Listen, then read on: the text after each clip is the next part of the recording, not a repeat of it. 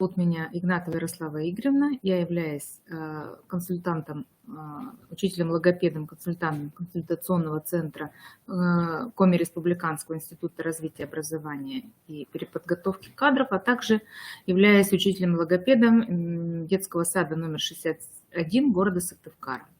И сегодня тема нашего вебинара с вами — формирование сенсорных эталонов в развитии речи детей.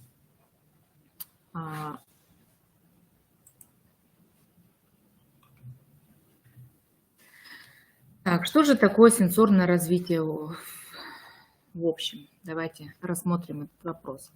Сенсорное развитие ребенка – это развитие его восприятия и формирование представлений о внешних свойствах предметов, их форме, цвете, величине, положении в пространстве, также запахе и вкусе. Значение сенсорного развития на раннем этапе и дошкольном возрасте трудно переоценить. Именно этот возраст наиболее благоприятен для совершенствования деятельности органов чувств, накопления представлений об окружающем мире.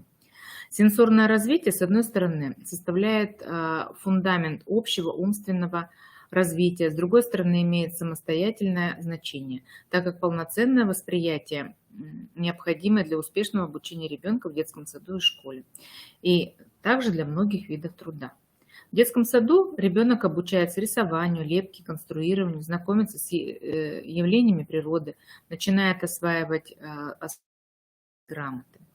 Так, для того, чтобы получить рисунки сходства с изображаемым предметом, ребенок должен достаточно точно уловить особенности формы предмета, образа его строения. Ребенок выясняет взаимоотношения частей в пространстве, соотносит свойства образа со свойствами имеющегося материала.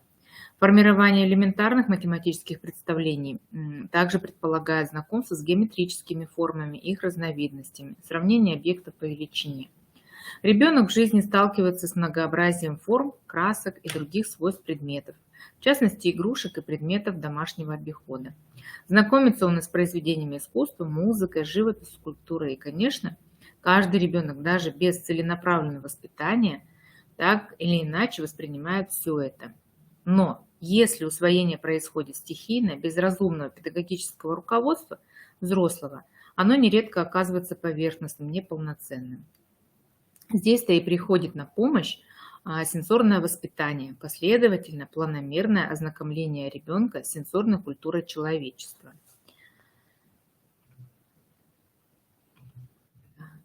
Что же такое сенсорный эталон? Давайте рассмотрим. Большое значение в сенсорном воспитании имеет формирование у детей представления о сенсорных эталонах, общепринятых образцах внешних свойств предметов. В качестве сенсорных эталонов цвета выступают 7 цветов спектра. Их оттенки по светлоте и насыщенности. В качестве эталонов формы геометрические фигуры. Величины – это метрическая система мер. Свои виды эталонов имеются и в слуховом восприятии. Это, конечно же, фонема русского родного языка, звуковысотные отношения. Свои также имеются эталоны во вкусовом обонятельном восприятии. Ну, давайте вспомним, да, что цвет мы уже сказали, что это спектр, форма, геометрических фигур мы дальше с вами рассмотрим, и величины. Слуховое восприятие мы тоже во время нашего вебинара будем это изучать.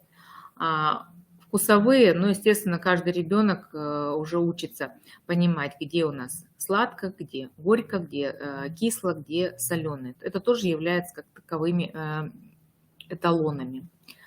Ну и в обонятельном восприятии тоже есть запахи приятные, есть запахи неприятные. Это все у нас чувствительный опыт.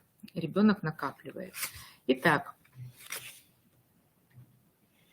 ну вот мы смотрим систему сенсорных эталонов, да, что спектр, фигуры, величины, слуховое восприятие, да, все это мы подробно рассмотрим. Естественно, вкус, как я вам уже сказала. Так, что же такое формирование?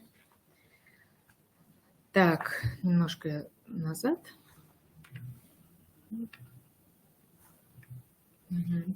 Усвоение сенсорных эталонов – это длительный и сложный процесс, не ограничивающийся рамками дошкольного детства, имеющий свою предысторию. Усвоить сенсорный эталон – это вовсе не значит научиться правильно называть то или иное свойство, как иногда считают слишком искушенные педагоги. Необходимо иметь четкие представления о разновидностях каждого свойства. И главное, уметь пользоваться такими представлениями для анализа и выделения свойств в самых различных ситуациях. Иначе говоря, усвоение сенсорных эталонов – это использование их в качестве единиц измерения при оценке свойств веществ. В каждом возрасте перед сенсорным воспитанием стоят свои задачи и формируется определенное звено сенсорной культуры. На первом году жизни задача состоит в представлении ребенка достаточного богатства и разнообразия внешних представлений, развития внимания к свойствам предметов. Когда у малыша начинает сформироваться хватательное движение, к этой задаче присоединяется еще одна. Необходимо помочь ребенку приспособить хватательное движение к форме предметов, его величине, положению и в пространстве. Постепенно такое приспособление приведет к тому, что эти свойства начнут приобретать для малыша определенное значение. Маленькое – это то, что он может ухватить ладошкой, одной рукой. Большое – это то, что он берет двумя руками. Круглое – это то, что охватывается всей ладошкой. Квадратное – это то, что берется пальцами и охватывается предмет с двух сторон. То есть так развивается чувствительный опыт ребенка. Сенсорное воспитание – это период, в этот период основной вид – это сенсорное воспитание в раннем дошкольном возрасте, в раннем детстве дошкольном – это основной вид воспитания вообще. Обеспечивается приток всех новых впечатлений. Оно становится необходимым не только для развития деятельности органов чувств, но и для нормального общего физического и психологического развития ребенка. На втором и третьем году жизни задачи сенсорного воспитания существенно усложняются. У него начинается накапливаться представление о цвете, форме, величине и других свойствах предметов. Важно, чтобы эти представления были достаточно разнообразными. Знакомя детей с различными свойствами предметов не следует добиваться запоминания и употребления этих названий. Главное, чтобы ребенок умел учитывать свойства предметов во время действия с ними. То есть вот эта моторная память у ребенка развивалась, он уже понимал, какой он может взять предмет, да, и уже чувствовать этот предмет руками. Важно, чтобы эти представления были достаточно разнообразными. Знакомя детей с различными свойствами предметов, не следует добиваться запоминания и употребления этих названий. Так, мы уже сказали, начиная с 3 лет основное место в сенсорном воспитании детей занимает ознакомление их с общепринятыми сенсорными эталонами и способами их использования. Итак, вот теперь мы рассмотрим с вами, как формируются эталоны цвета. Так, еще раз повторюсь, что сенсорными эталонами в области восприятия цвета служат так называемые хроматические цветные цвета спектра: красный, оранжевый, желтый, зеленый, голубой, синий, фиолетовый, и ахроматические цвета: белый, серый и черный. В первые годы жизни до 3,5-5 лет запоминание названий цвета протекает у большинства детей чрезвычайно медленно и с сознательными трудностями. Индивидуальные различия в быстроте усвоения названия цвета, так же как и формы предметов, зависят в значительной степени от влияния окружающей среды, от ассоциативных связей и из личного опыта ребенка.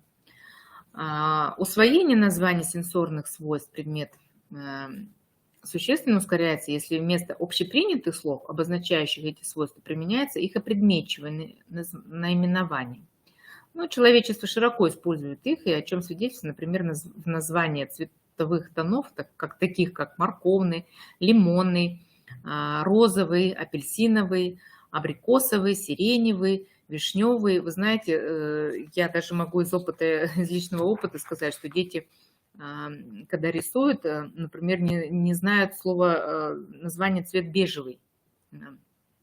И они сами придумывают название цвету.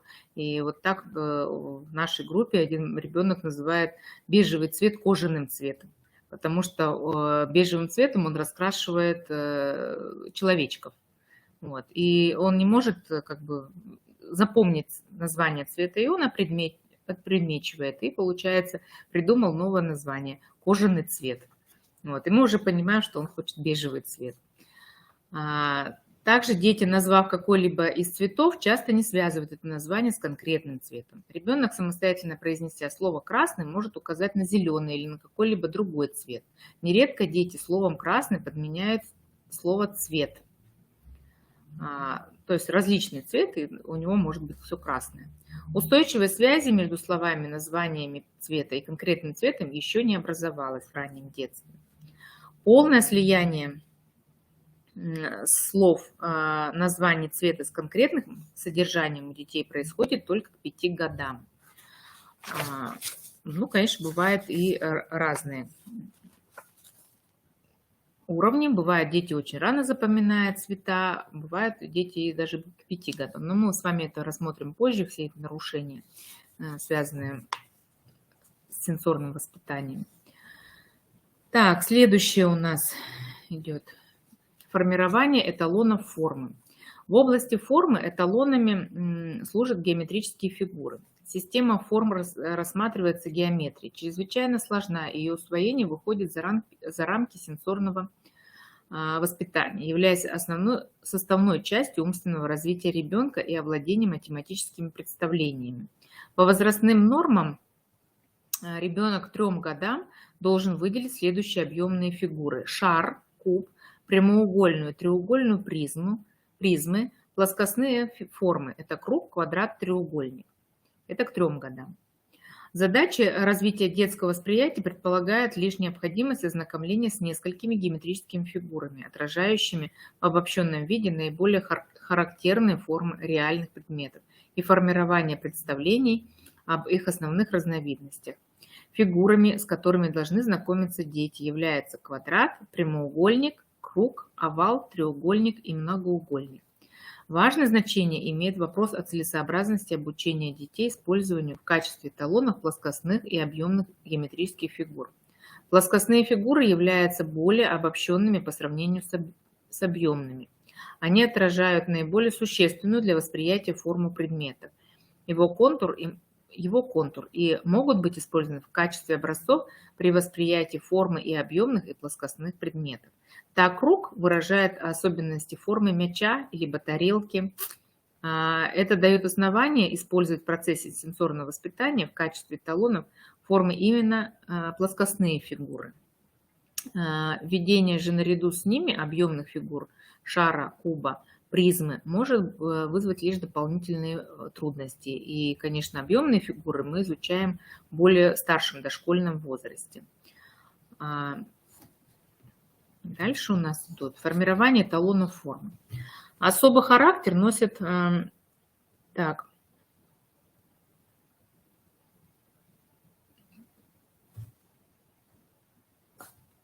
Так, сейчас, подождите. Ой, немножко... Ага.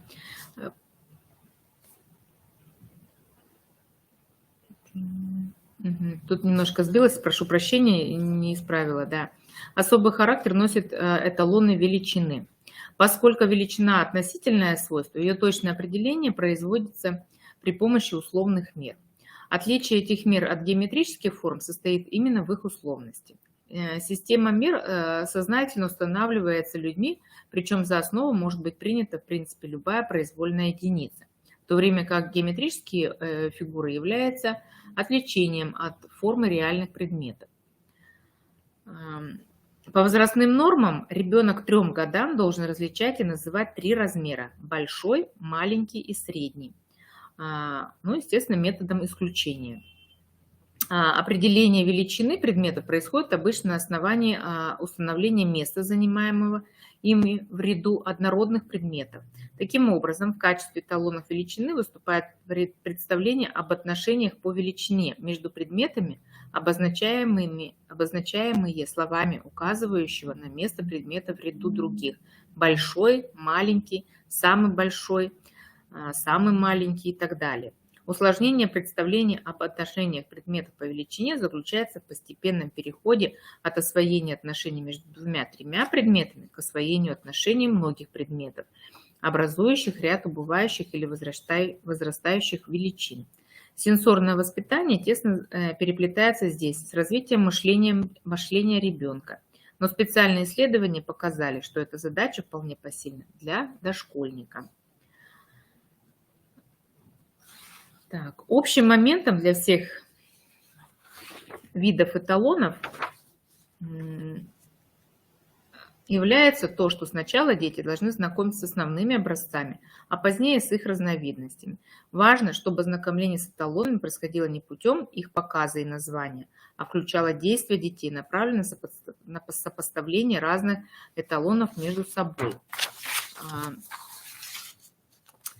Подбор одинаковых, закрепление каждого эталона в памяти. Это ведет к закреплению представления о каждом эталоне и к возможности выполнения действий по словесной инструкции. Дальше мы с вами рассмотрим, какие направления в работе именно по обучению детей, знакомству детей с сенсорными эталонами. Ознакомление с каждым видом эталоном имеет свои особенности, поскольку с разными свойствами предметов могут быть организованы разные действия.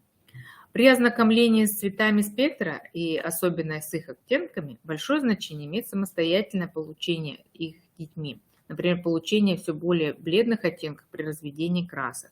В ознакомлении с геометрическими формами и их разновидностями существенную роль играет обучение детей приему обведения контура с одновременным зрительным контролем за движением руки, а также сопоставление фигур, воспринимаемых зрительно и осязательно.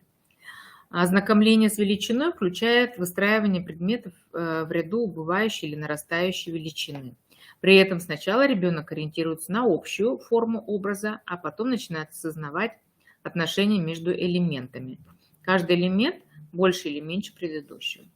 Представление о цвете, форме и величине, которые дети усваивают, становятся сенсорными эталонами и применяются в качестве образцов при обследовании разнообразных предметов и применяется в качестве образцов при обследовании различных предметов. Так, теперь давайте посмотрим, что же такое формирование слухового восприятия. Это достаточно эталон такой трудоемкий, и вот сейчас мы узнаем, что же такое фонематический слух. Да? Это вот, он является составляющей слухового восприятия. Фонематический слух – это сенсорная основа нашей речи. Фонематический или речевой слух начинает формироваться у ребенка очень рано. Уже на 3-4 неделе жизни ребенок выделяет речь человека из любых других звуковых раздражителей. Неоднократно отмечалось, что ребенок постепенно становится более внимательным именно к звукам человеческой речи.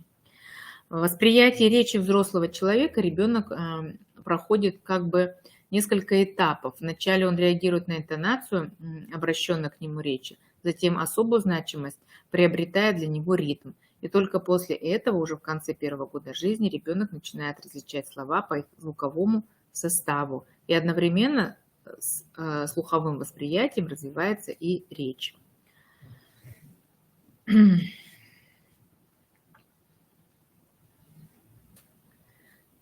Конечно, ребенок начинает лепетать значительно раньше года и уже на 3-м месяце жизни. Но в период лепета ребенок не управляет своей артикуляцией. Она как бы сопровождает движение речевого аппарата.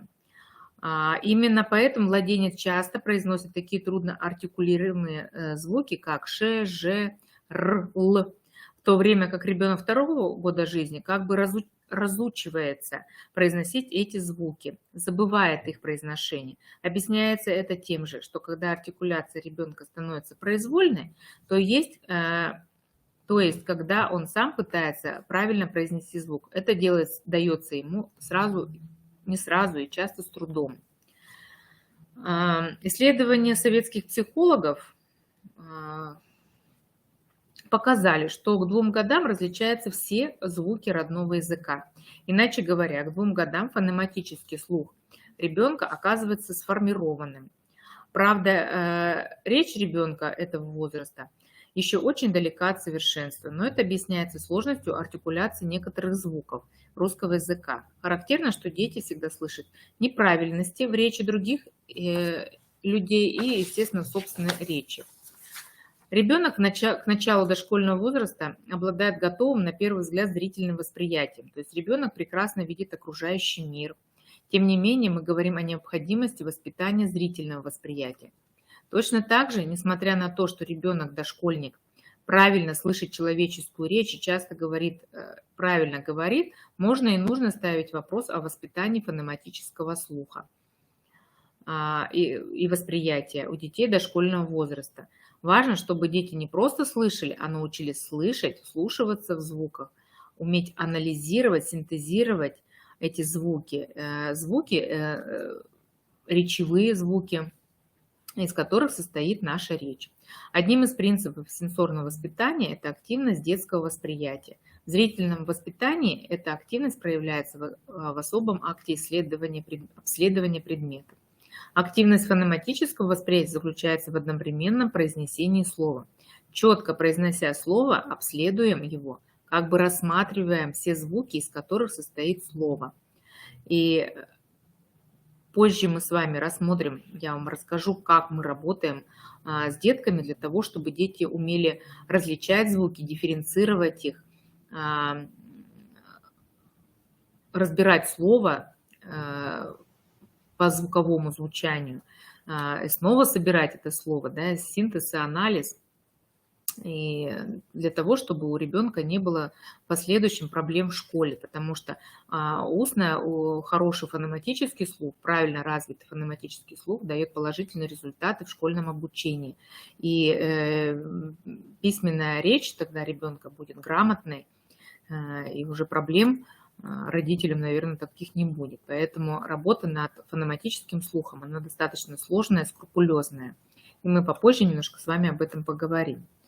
Также работа по развитию фонематического восприятия, она начинается с момента прихода в детский сад. То есть, когда ребенок приходит в младшую группу, тогда уже проходит занятия именно по звуковой культуре речи. Прям занятие так и называется, то есть деятельность называется. Теперь мы с вами поговорим, наверное, о том, какое состояние сенсорных эталонов у детей с речевой патологией. Формирование сенсорных эталонов у детей с тяжелыми речевыми нарушениями складываются по-разному. У некоторых детей к 3-4 году жизни сенсорные эталоны вообще могут быть не сформированы. У некоторых детей могут быть на уровне пассивного запаса. У третьих сформированы частично. Может быть только один сенсорный эталон, либо только форма, либо только величина, либо только какой-нибудь цвет. Как же уже говорилось выше, сенсорное развитие – это развитие у ребенка процесса восприятия, представления о предметах и явлениях окружающего мира. Чтобы сенсорное развитие проходило полноценно, необходимо целенаправленное сенсорное воспитание, как мы уже и говорили с вами. Также повторюсь, ребенка следует научить рассматривать, ощупывать, выслушивать объекты, то есть формировать у него перцептивные действия. Но обследовать предмет, увидеть, ощупать его еще недостаточно. Необходимо определить отношение выявленных свойств и качеств данного предмета к свойствам и качествам других предметов. Для этого ребенку нужны мерки, с которыми можно сравнивать то, что он в настоящий момент воспринимает. Как мы уже говорили, эти мерки – это сенсорные эталоны, которые сложились исторически и позволяют сравнивать, сопоставлять результаты восприятия. Все эталоны должны быть своевременно усвоены ребенком. В процессе восприятия он постепенно накапливает зрительное, слуховое, двигательное, осязательные образы. Восприятие – это образ. Но при этом необходимо, чтобы свойства и отношения предметов, которые ребенок воспринимает, были обозначены словом, что помогает закрепить представление образы предметов, сделать их более точными и стойкими. Если образы восприятия закреплены в слове, их можно вызвать в представлении ребенка даже тогда, когда от момента восприятия прошло некоторое время. Для этого достаточно произнести соответствующее слово название того эталона, о котором вы хотите с ребенком поговорить. Исследование зрительного восприятия позволяет сделать выводы о том, что у дошкольников речевой патологии данная психическая функция отстает от нормы и характеризуется недостаточной сформированностью целостного образа предмета.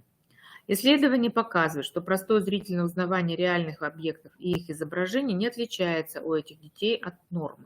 Затруднения проявляются при усложнении заданий, узнавание предметов в условиях наложения или зашумления. То есть дается ребенку такая проба, когда нужно найти заштрихованный предмет, и нужно понять, какой спрятан там предмет, да? Какой образ предмета, какая-то либо фигура спрятана. И вот эта картинка, она у детей с речевой патологией, она иногда бывает проблематична. То есть ребенок не видит объект. Так дети, вот как я уже вам говорила, да, с общим недоразвитием речи воспринимают образ предмета в усложненных условиях с определенными трудностями. Это увеличивается время принятия решения, дети не уверены в правильности своих ответов. Отмечаются ошибки опознания, число которых увеличивается при уменьшении количества информативных признаков предметов. В реализации задачи по перцептивному действию, примеривания к эталону, дети данной категории чаще пользуются элементарными формами ориентировки, то есть примеривание к эталону, да, то есть ребенок путем накладывания пытается соотнести, подходит данный предмет или не подходит. В отличие от детей с нормальной речью, которые преимущественно используют зрительное соотнесение, то есть ребенку с речевой патологией необходимо, конечно, примерить, как я уже сказала, а с нормой дети используют зрительное восприятие. Дети с общим недоразвитием речи нередко при примеривании фигур ориентируются не на их форму, а на цвет. Причем у мальчиков часто оказываются более низкие результаты, чем у девочек. На отставание в развитии зрительного восприятия предметных зрительных образов у детей с различными формами дизартрии, задержкой речевого развития при отсутствии первичных интеллектуальных нарушений указывают разные исследователи. Выявлено, что нарушение зрительной сферы у детей с выраженной речевой патологией проявляется в основном в бедности и индифференцированности зрительных образов, инертности и непрочности зрительных следов, а также в отсутствии прочной адекватной связи слова со зрительным представлением предмета. Для детей дошкольного возраста с речевой патологией более характерно нарушение зрительного восприятия и предметных и зрительных образов, и в меньшей степени зрительно-оперативной памяти, которая оказывается грубо нарушена у детей с интеллектуальной недостаточностью, хотя у этой группы детей меньше страдает зрительное восприятие. То есть, видите, ребенок может называть какой-то эталон, да, но не соотносить его именно с предметом, который ему дают. Данные положения говорят о том, что сенсорное развитие ребенка с речевыми нарушениями значительно отстают по срокам формирования и проходят чрезвычайно неравномерно.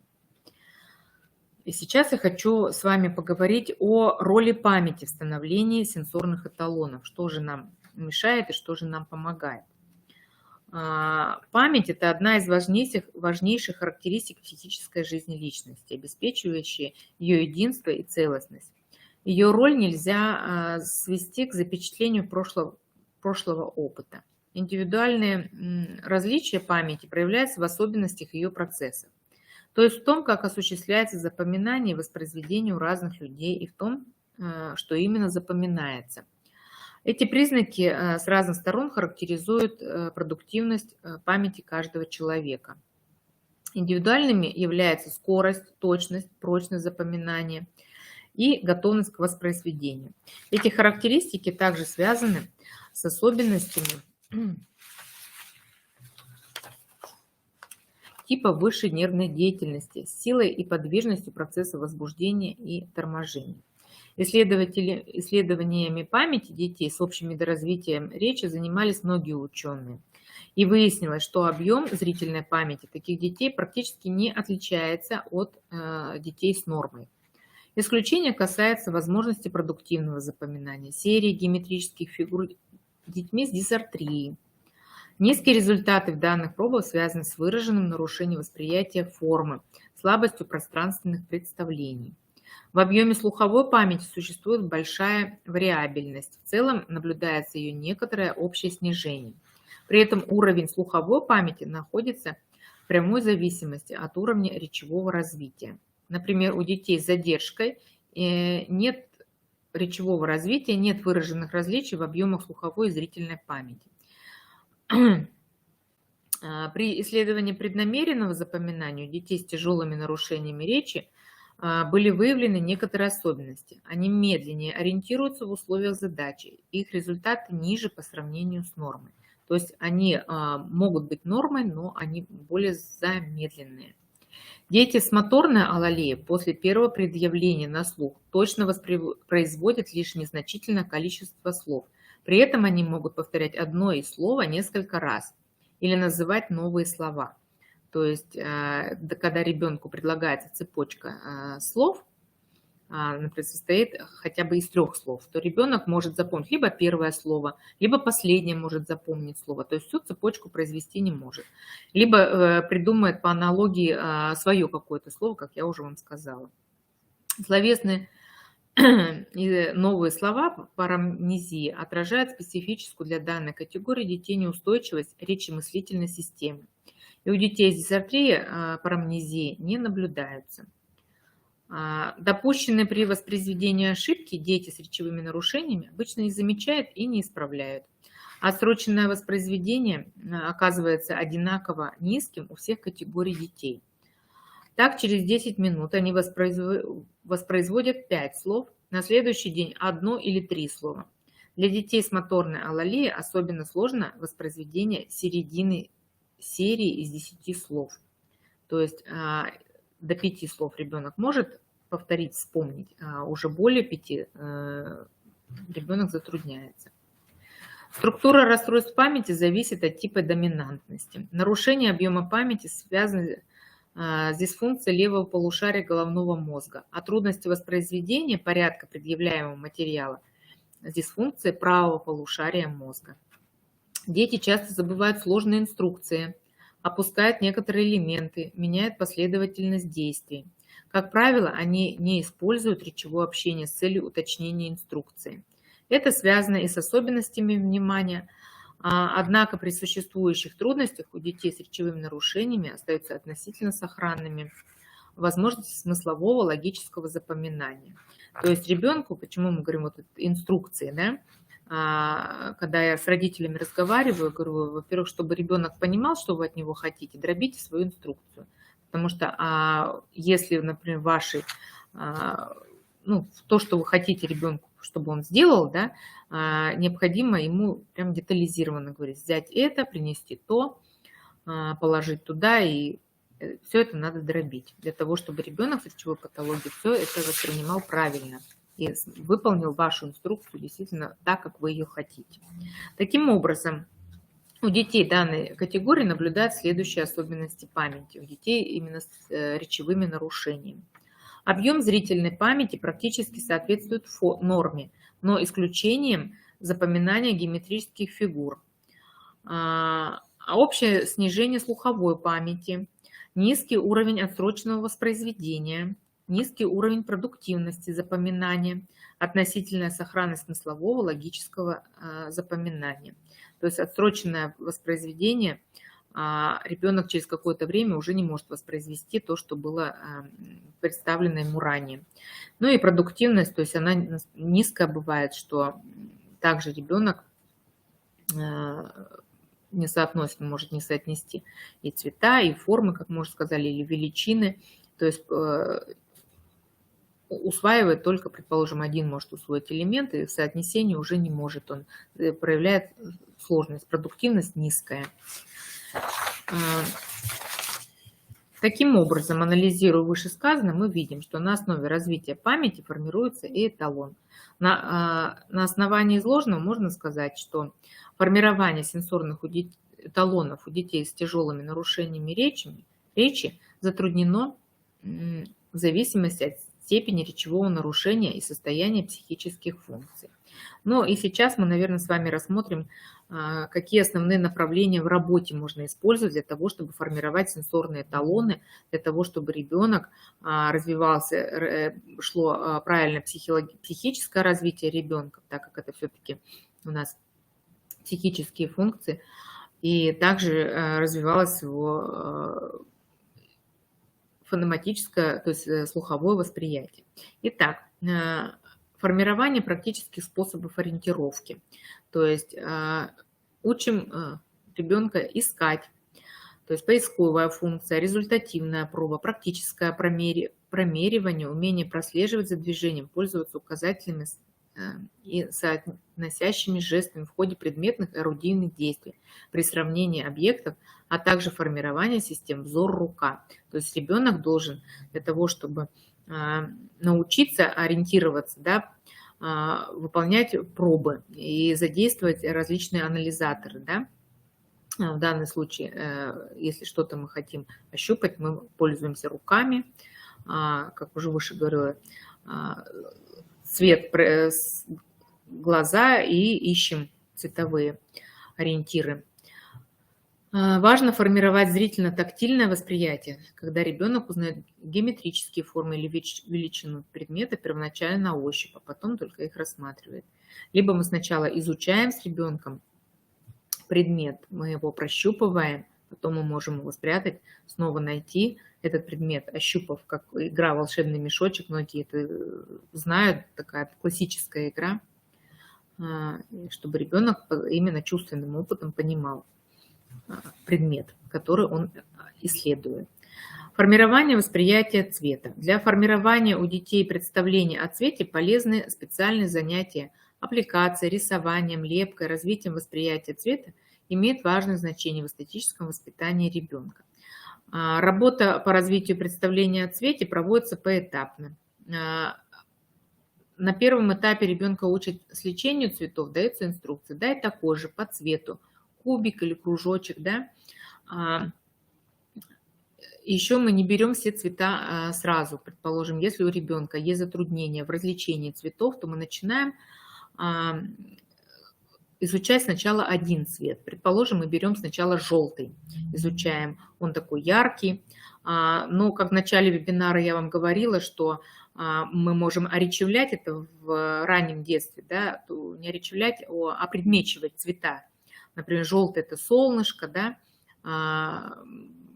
там красный – это там, помидор, томатный сок, что-то такое, да, вот, зеленый листик или травка зеленая, да, синее – это небо, вот, но как бы зацикливаться на этом не нужно, потому что тогда у детей искажается формирование этого цвета, эталона цвета, вот, и ребенок уже начинает, как мы уже говорили, да, он понимает только не само название цвета, а понимает предмет. Например, я его ребенка спрашиваю, дай мне желтый цвет, он путается, где же этот желтый цвет. Когда я ему говорю, ну как солнышко, он тогда находит.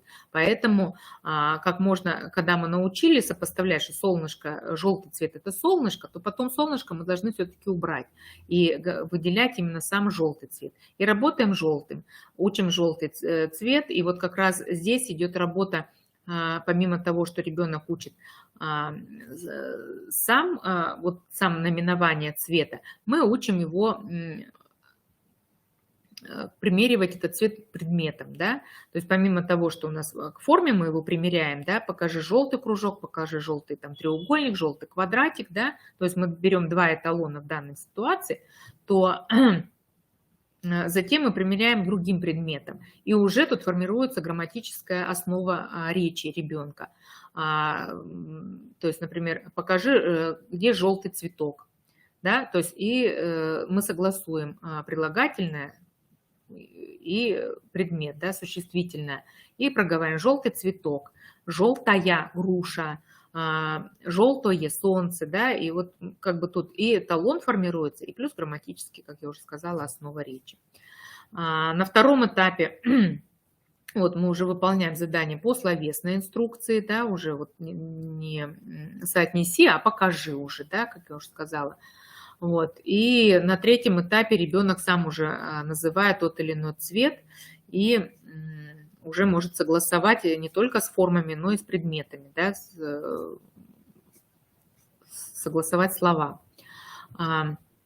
И если у ребенка затрудняется в узнавании предметов, назывании предметов по цвету, то вот, как я уже сказала, что сначала берется один цвет, потом подключается к нему контрастный цвет. Вот если мы желтый взяли, то мы подключаем к нему красный цвет. Вот. И потом мы уже на развлечение идем, где желтый, где красный цвет. Формируем также сначала опредмечивание цвета, а потом уже выводим на то, что он красный, да. Может быть, ребенок затрудняется, и бывали у меня на моем опыте такие случаи, когда не может ребенок запомнить название цвета, ему только подаешь как бы звуковой сигнал желтый, он сразу вспоминает желтый. Например, говорит, он говорит зеленый, да, то есть только вот сам фонему произносишь, звук произносишь, и ребенок уже узнает, вспоминает, как же называется тот или иной цвет. Так, следующее у нас формирование восприятия цвета. Для формирования восприятия формы, не цвета, формы, простите, раскладываем предметы на кучки с учетом величины формы, предлагают специальные игры с помощью зрительного соотнесения восприятия формы, учимся выполнять эти задания. Если у ребенка еще не сложилось представление о форме предмета, то упражнение начинается с развлечения шара, круга и их размеров. И, естественно, действия сопровождаются речью. Также, если на ранних этапах формирования эталона формы, мы всегда включаем сначала круг. Круг соотносим предметы с формой круг, ищем предметы в окружающем пространстве. Затем противоположный, контрастный по фигуре, это идет квадрат, да, и мы изучаем этот квадрат и также говорим о том, что о объемной форме, о кубе. То есть круг, шар, квадрат, куб, да. Ну и уже, как ранее говорила в вебинаре, к какому году формируются именно эталоны формы. Также подключаются другие эталоны, треугольник и треугольная призма, прямоугольник, прямоугольная призма. Мы говорим цилиндр, знакомим детей, а с овалом знакомим с плоскостной фигурой. Вот. И точно так же мы можем нарисовать любую фигуру и предложить ребенку такое задание. Дорисуй, что может быть круглое, например, да, или что может быть квадратное. То есть сначала мы с вами сличали, точно так же соотносили, затем мы уже ребенка также по этапам спрашиваем, просим назвать фигуру, ну и затем подключаем воображение ребенка, и когда уже на более поздних этапах мы пытаемся ребенка научить из фигуры что-то нарисовать, да, и рассказать.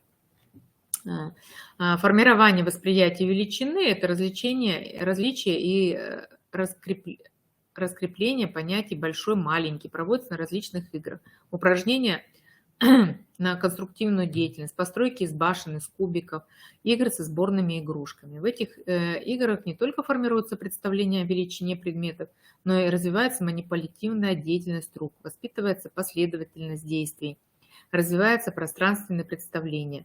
Проводятся также игры с матрешками и пирамидками. То есть, игр тоже по формированию восприятия величины достаточно много. Да? Есть у нас достаточно хорошие игры, это палочки Кюзнера. Я думаю, что многие и специалисты, и педагоги, и родители эти палочки знают. Также мы можем играть, есть очень хорошее пособие, это пособие Дениша, когда мы видим и с фигурами знакомимся в пособии Дениша, и с цветом, потому что там очевидные цвета, яркие, и с эталонами цвета, и с эталонами формы мы знакомимся, с эталоном величины, да, то есть мы можем строить не только высоту, но мы и определяем, где фигура толстая, где фигура тонкая, это тоже понятие величины. И у ребенка формируется.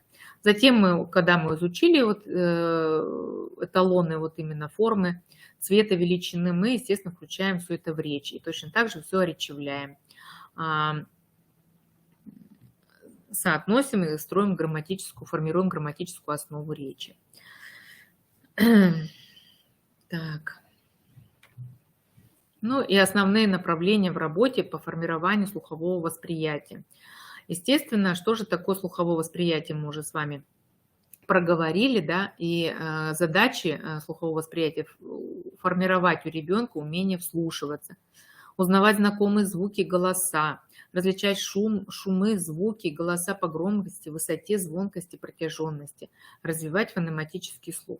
Достаточно много у нас было и презентаций, и вебинаров, посвященных развитию фонематического слуха, потому что это такой трудоемкий труд, и чтобы ребенка научить различать фонемы русского языка, труд очень кропотливый. Все это потом создает основу грамотной русской речи. И какие могут применяться задания в развитии слухового восприятия и внимания. Сначала мы с ребенком, ну вот я уже говорила в начале вебинара, да, что ребенок практически на 2-3 месяце жизни уже слышит и различает голоса мамы, папы, различает мужской, женский голос, реагирует на добрую речь или реагирует на какую-то строгую речь ребенок, да. Также, когда ребенок приходит в детский сад и начинается занятие по звуковой культуре речи, всегда знакомимся первично, мы знакомимся именно с неречевыми звуками. То есть вы же тоже обучаете детей звукоподражанием различным, да, как машинка едет, да, как, например, корова мычит, звукоподражание животных. Это практически на первых годах жизни. Мы всегда, мама уже интуитивно все это рассказывает ребенку и показывает, и озвучивает. И ребенок на основе вот этих знаний, у него формируется фонематический слух. То есть учим слышать звуки вокруг. То есть минутка тишины, это мы можем закрыть глазки и внимательно прислушаться, что же, какие звуки мы слышим вокруг себя. Может, это звук капающей воды, может, это шелестение листьев, вот осенью было слышно, шум ветра, может быть, где-то в соседней комнате там работает пылесос, то есть это бытовые звуки. Может быть, в доме где-то происходит ремонт и звук молотка, а может быть, кто-то рядышком кушает из тарелки, и мы слышим звук ложки, да? То есть это все неречевые звуки. Вот упражнение, например, кто услышит то, что не услышат другие. То есть другие закрыли ушки, и один ребенок слушает и воспринимает, что и передает взрослому, что он услышал. Поймай звук. Это уже когда мы с вами, вот игры есть с звукоподражаниями, игры, как я уже сказала, игры «Узнай, кто позвал». Тоже дети очень любят играть в эту игру, они произносят в стихотворной форме, какие-то слова произносят, и потом закрывают глазки, и кто-то из детей зовет ведущего, и ребенок должен понять, кто из детей позвал. То есть у каждого ребенка свой звуковой, своя интонация, и дети должны различать ее. Вот это как раз слуховое внимание и слуховое восприятие. Имитация и дифференциация голосов. Грубый, тонкий, высокий, низкий, мужской, женский, детский голос определяем. И определение настроения человека по его голосу. Да, может быть, человек сказать строго, ну, любую фразу мы возьмем, иди сюда, да, грубо сказательно, иди сюда, мы скажем ласково. Ребенок должен сказать, как же произнес ведущий данную фразу. Можно с ребенком играть в игры такие, прячем, например, ознакомление с музыкальными какими-то инструментами, познакомить, показать, как звучат инструменты, ну, какие у нас там есть: металлофон, гармошка, свистульки различные, деревянные ложки. Познакомили, изучили эти звуки, а потом взрослый прячет за ширму музыкальные инструменты и играет на них, а ребенок должен по звуку определить, какой звучал инструмент. Ну и вот еще вернусь к играм «Поймай звук». Это когда мы изучаем звуки русского языка, начинаем мы изучать их уже речевые звуки, то мы с вами рассматривали не речевые звуки, а речевые, когда мы изучаем, звуки, это у нас делятся звуки на гласные, согласные. Согласные у нас бывают твердые, мягкие, звонкие, глухие бывают звуки, парные, согласные. Вот. А гласные звуки – это те звуки, которые мы поем. И вот когда мы с детками занимаемся, мы проговариваем, например, берем тот самый первый звук «а», и мы его пропеваем, мы узнаем, что этот звук гласный, потому что мы его можем спеть. Мы его начинаем петь то громко, то тихо, то протяжно, то отрывисто мы можем петь. А затем, когда мы изучили этот звук, мы пытаемся его поймать в ряде других звуков. И вот, например, детки готовят ладошки, и когда я произношу или взрослый произносит цепочку различных звуков, ребенок должен поймать ладошками только заданный звук. Ну вот если «а», то мы говорим так: «и», «у», «о», «а» и ловим. «М», «т», «а» опять поймали. То есть когда взрослый произносит звук «а», ребенок должен хлопнуть. Ну и так с различными другими звуками, которые мы изучаем. Ну и затем, когда уже в старшем возрасте, мы помимо того, что изучаем звуки, мы изучаем слова, в которых присутствуют данные звуки. И, естественно,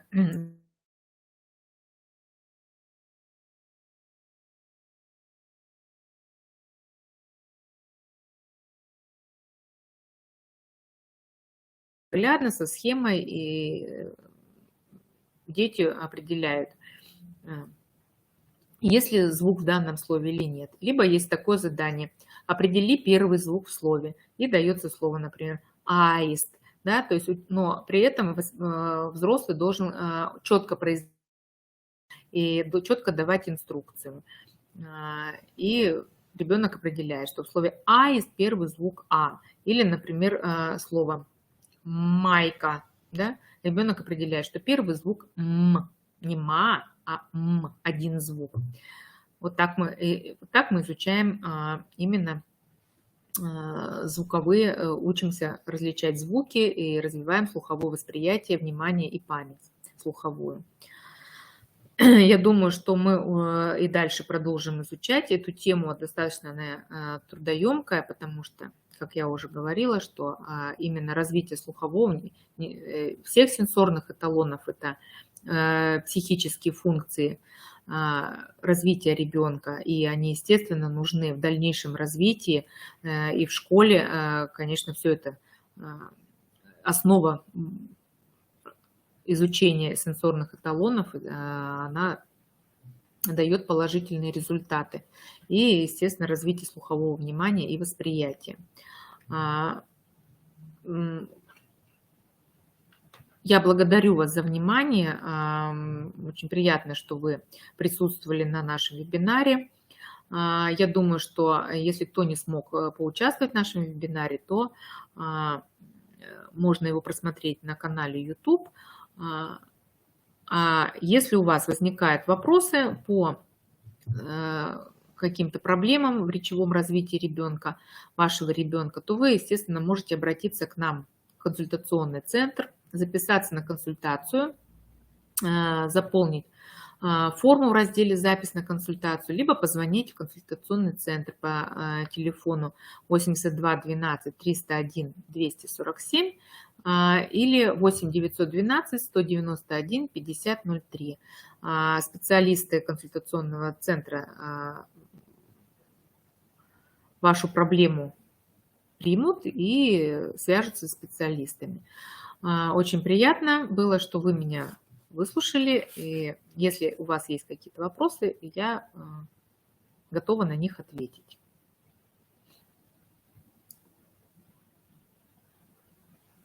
Ну, смотрю, пока вопросов нет. Поэтому, если какие-то возникают трудности, то обращайтесь к нам в консультационный центр. Мы всегда рады вам помочь. Благодарю вас еще раз за внимание. До свидания.